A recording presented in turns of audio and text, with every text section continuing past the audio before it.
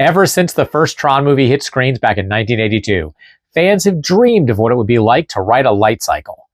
Well, with Tron Ares arriving in theaters, Chris and I have decided to make that dream a reality. This is Prop Shop.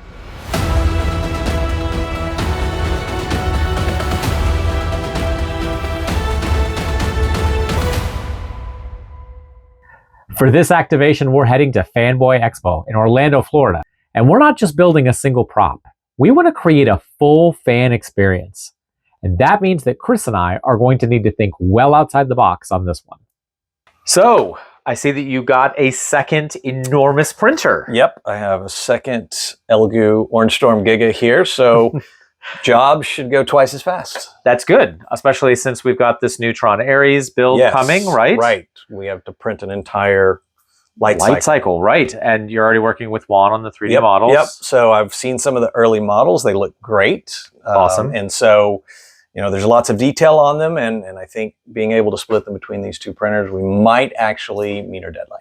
Awesome. Okay, so now we always are into creating an environmental experience for fans. Yep. And we had talked about, so the bike is there, people can get on it, but we want to bring them into the world of this movie. Mm-hmm. So how can we make them feel like they're on the bike? And we talked about a projection screen, but didn't know if it was vibrant enough. Right, because it's going to be in a convention center and there's lots of ambient light. It would be an enormous projector to be bright enough. So through our partnership with BrightSign, we've been able to work a deal with Elite Displays, who make giant LED screens. So think Las Vegas Strip. Right, yeah. Right. And they're going to donate for our use a 13 by 13 foot LED screen. Wow. I mean, that's definitely going to be bright enough to do the dynamic nature of like nighttime street moving. Yeah, absolutely. And it might actually help with another idea that I have for this. Okay, so giant 13-foot LED screen. So, the recognizer ship from Tron. Yeah. Right? Yeah, okay. Floating. Yeah. Right. So I've always loved that design.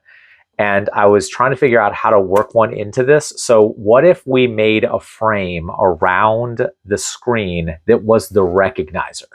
Ambitious. I think I can do it. I've got some ideas. I think I might use like something light, pink insulation foam, and something rigid on the inside. I even have an idea for how to construct it in a way that we won't have to use any ladders to stand it up. Oh, that would be nice. Right? That's especially going to conventions and right. Correct. Yeah. I'm going to let you get to the 3D printing of it all, and I'm going to go work on the recognizer. And then as you've got parts that are finishing up off of the printer and have them assembled, bring them over and we'll start doing finishing, painting, and the rest of that to assemble them. So, awesome. Great. Because we've never attempted to build anything at the scale of the recognizer, and before we buy a bunch of materials, I created a rough 1/12 scale model of the structure out of foam board.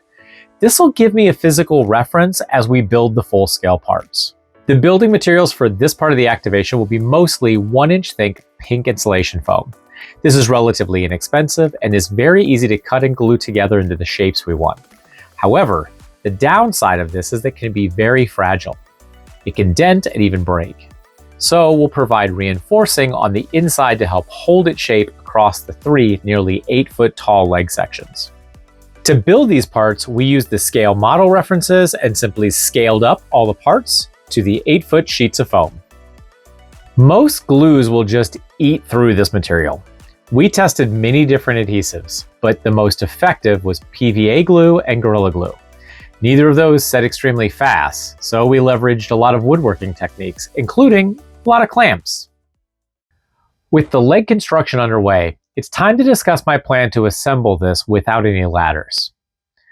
This plan starts with an internal structure that'll provide the stability we need to support the recognizer. The lowest section of the structure is a heavy wooden base, roughly 4.5 feet tall, that will fit inside the foot of each of the recognizer legs. This part is critical, as it'll house the mount for the support beams that run the entire height of the legs. This 2-inch diameter PVC pipe is held in place by an industrial hinge that allows the legs to pivot forward at the recognizer's ankles.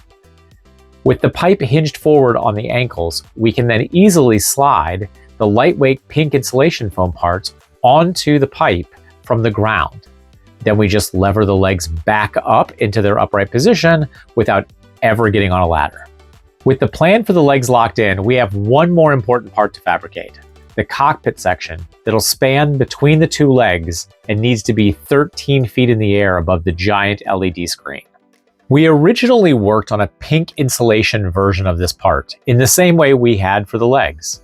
But at over 14 feet wide, it was just a little too likely to crack under the pressure of its own weight. So we transformed the pink insulation build into a mold for a fiberglass version. We leveraged photosetting resin with standard fiberglassing mat to quickly coat the full piece. To add additional support for mounting this enormous part, we fiberglassed a 1-inch PVC pipe along the entire length with large steel grommets at either end as connecting points. After finishing the fiberglass work, we had to pull that off of the insulation foam. With a bit of cleanup and sanding, we were ready to cover this piece and all the pink insulation parts with their Tron-inspired covering. All of these parts are extremely large, and most covering options, including painting, would take a lot of work and likely not give us the type of otherworldly grid look we're attempting to achieve. Luckily, I found some inexpensive material that looked both great and made covering the parts very easy. At a local hardware store, I found some awesome looking weed guard material. The texture of this material is just perfect for the giant Tron parts, as it has both textured and glossy geometric designs that match the look and feel that we're aiming for these pieces. We used spray adhesive and Mod Podge to secure the material to the parts. The last step of finishing these parts was to add strips of LED lights to each of the sections, completing the look of the giant recognizer. I'm very pleased with how these turned out and can't wait for fans to see this thing. Before we can bring this to fans, we have to solve one last engineering challenge. We have the hinged leg units and we have a 14-foot cockpit part. But how do we get that huge cockpit raised into place 13 feet into the air without using ladders? Now, pulleys, of course. So we mounted pulleys at the top of each of the 2-inch PVC pipe supports inside the legs. Once the legs are raised into place, we'll connect the ends of the cockpit to pieces of rope over pulleys and raise the part to the correct height. At least that's the plan. To verify this, we installed the pulleys and did a test with just the top portion of the leg units on the wooden bases. The three of us were easily able to get the cockpit piece up into place. Lower this down. Lowering.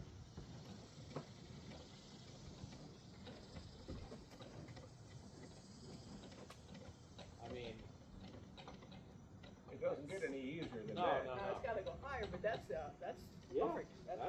That's how that works.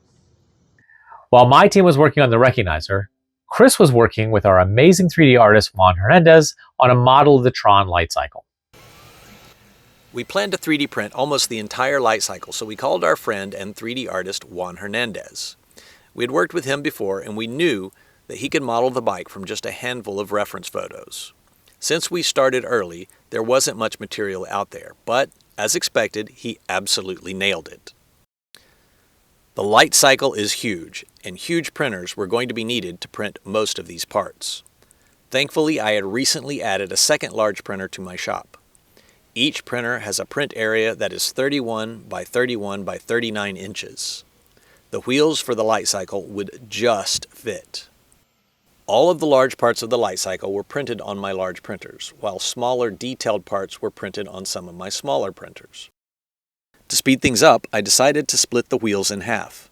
This would reduce the amount of support material, and I could print one half of the wheel on one printer and the other half on the other. I decided to print most of the Lightcycle hollow with 3mm thick walls. This would allow us to reinforce the inside with fiberglass and expanding foam, making the print far more durable than 3D printed parts alone. My printers ended up running almost 24 hours a day, 7 days a week for over 6 weeks. For the most part, everything printed fine. There were a couple of spaghetti failures, but I generally caught them early and in most cases was able to recover and save the print. pretty amazing what you can do with a hot glue gun and a popsicle stick. As Chris finished up each of the parts, they were handed back off to my shop to prepare them for painting and assembly. For the front and rear wheels, we start by smoothing out the remaining imperfections with Bondo and sanding. Then we apply filler primer and their final coats of paint. For the base connecting it to the floor, we built a heavy wooden structure from 3/4 inch plywood. We then leveraged sturdy bicycle parts for the seat and internals for the handlebar supports. We also strengthened parts like the chest rest with fiberglass steel rods and high-density foam filling. As a special surprise and delight element, we also added spring action to the clutch and the front brake levers on our Lightcycle hand grips. Once all the parts were assembled, they were returned to Chris's place to complete the electronics. Chris, this is looking great. You like it? Yeah. Yeah, so obviously you've printed all the parts. We took it, painted it, got it assembled onto our wooden base for support, and now you've been playing with getting all the electronics connected? Yes. So we've got a lot of lights in here. Okay. So we have lights on this panel. We have lights in here. We have our power source, which is a different kind of light. Okay. And of course, we got all of the same on the other side. Perfect. And then all of the cables, electricity, power supply, all sit inside this base. The base. Okay. We also have cables coming out the front and out I see the one in the back to light up the wheel. So it'll connect. supply. Okay. So the entire electronic package will be inside. Everything is inside here. That's perfect. That's awesome. And then, can I turn it on? Can we see what it looks like? Is a switch? Okay. Flip that switch. Oh wow! I really like the power source. How did you get it to do what looks like it's oscillating? Yeah. So it's like a NeoPixel LED strip, and I just programmed it to chase. So when I you wound it around. Oh yeah. Looks like I love that. Up and down this. That's great. Definitely gives it a pulsing like power source feel to it. I know you talked about some extra things that you were going to do. What were those that you were thinking about? So one of the things I want to do is I want when people sit on it and it starts, I want it to feel like it's actually moving, like it's riding like a vibration. So I got a transducer to sit inside here. So it'll vibrate the bike. It'll vibrate the bike. Oh, that's cool. That's very cool. And when they hit the button and they start the experience, the bike itself will vibrate. The handlebars will have a hum to them. Wow. And you said audio too, right? So there will be audio. Yep. So we've mixed a nice sound of what we think a light bike would sound like. Right. I think it all has come together really well, and it looks good, it sounds good, and I can't wait to button it all up together. Well, we have one more thing we had talked about, and that is getting the feel of like rushing down the highway streets. So I picked up an industrial fan that I'm hoping that the Bright Sign can go ahead and turn on with the rest of the experience so that they get wind in their face as they're streaking along the city streets. Yeah, super easy to do. We'll connect that to a relay power switch and GPIO and turn it on. Couldn't be easier. Awesome. Okay, so I'm going to let you button everything up here. We'll get the wheels, the base, and everything set up all in one place and just see the whole thing working. I'm looking That's the forward next to that. step. Yeah, all right. That's going to be awesome. At the heart of this build is a BrightSign media player that is controlling everything. I opted to use the BrightSign's top-of-the-line player, the XC4055. It has far more power and capability than we needed for this project, but it's commonly used with LED video walls like the one that we have sitting behind our Lightcycle. In addition to supplying the footage for the LED wall, it was also controlling the lights on the ground as well as a giant fan that would blow on the rider. The floor lights were controlled by an Arduino that plugged into the BrightSign's USB port. The fan was plugged into a power strip that has a built-in relay, and that was connected to the BrightSign's GPIO. This was all triggered by a remote button that was also plugged into the BrightSign's GPIO. Once someone got on the Lightcycle and their cameras were recording, all we had to do was press the remote button and the entire activation would run. After Chris finished all the electronics, we assembled the three main sections onto a wooden base. This would hold the entire structure together for both shipping and the activation. Chris, we've got it all assembled. What do you think? It's impressive. I mean, I know it's hours and it's rude to say it's impressive, but it's impressive. I really am happy with it. Given the amount of time that we had to put it together, this is pretty exciting. We're ready to turn it on? Oh, absolutely. Okay, all right. Let me see if I can kick it on here.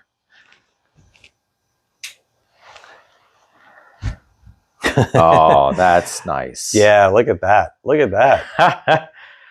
I mean, okay, that's... I think it's going to get some attention at the show, maybe. All right, so I want to test the fan. Okay. With the experience. Do you mind getting on the You want bike? me to get on? Sure. All right, I'm going to let you get on the bike. All right. Are you ready? I'm ready. All right.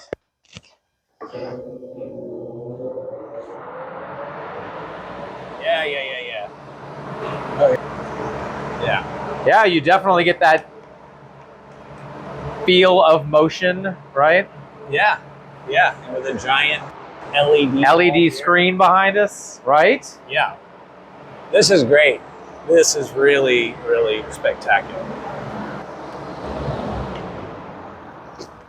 Yeah. I think people are going to love it. Seeing this put together for the first time is incredible.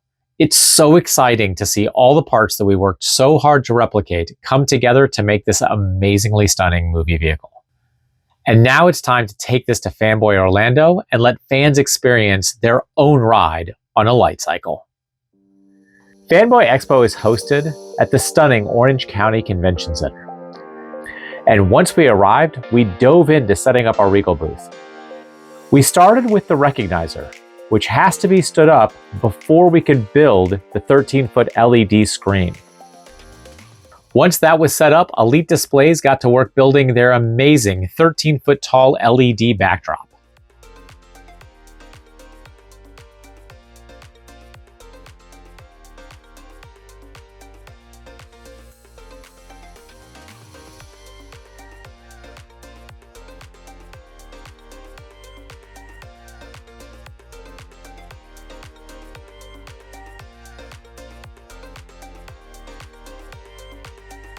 So we are here at Fanboy Expo. We have the booth set up, and you have brought an amazingly cool digital display behind our activation. Can you tell me a little bit more about the screen that we've got? Absolutely, John. My name is Cece. I'm with Elite Displays. What we have here is a 1.9 millimeter small pixel pitch fine definition LED. Okay. We have something called a color shift protecting technology. What that means is even when you're standing at directly 180 degrees, you're still going to see a great viewing angle, and that's because of our 8-pin special design 2-in-1 diode.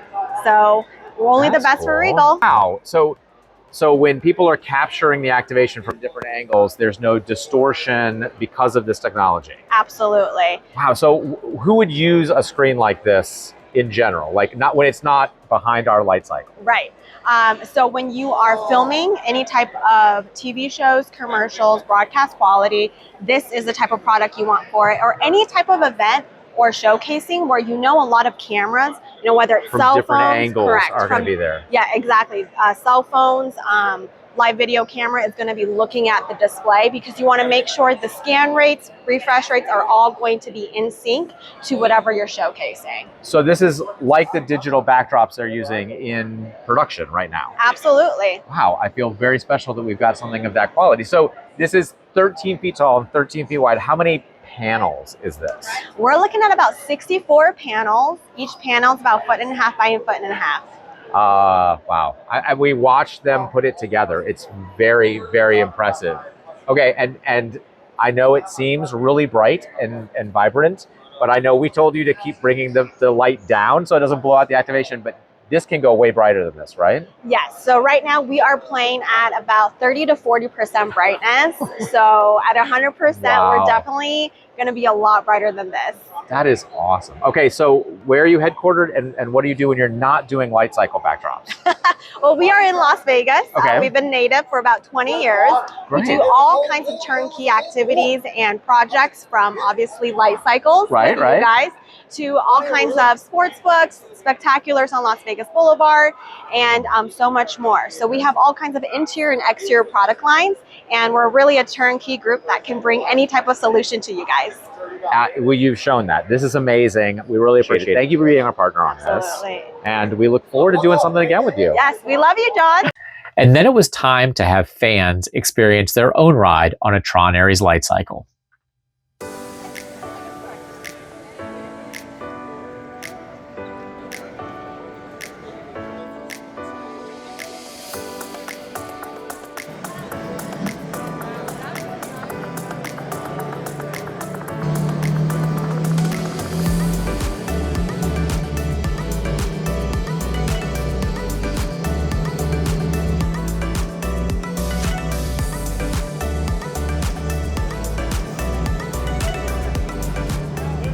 While Chris and I always love to see fans interact with our replica props and activations, this one was extremely special.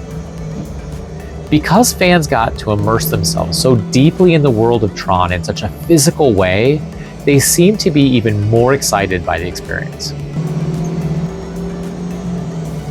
And none of this would be possible without our amazing technology partners in Bright Signs and Elite Displays.